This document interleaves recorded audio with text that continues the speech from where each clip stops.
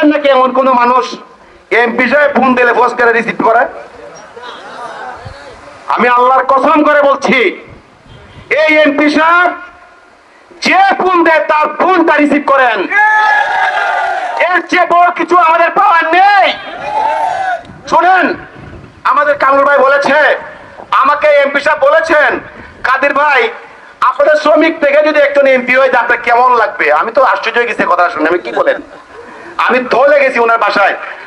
উনি বলতেছেন আমি সৈয়দ সাইদুল হক সুমন আপনার সমিতির একজন সদস্য এমপি হয়েছি। আমি আমি দেশ স্বাধীন হওয়ার পর থেকে সোনারঘাটের শ্রমিকরা যে পায় নাই তার ইতিহাস আমি করে দেব। আপনারা প্রমাণ পেয়েছেন কিনা বলেন? 2টা স্ট্যান্ড 1 কোটি টাকার উপরে হবে, মাটি ভরে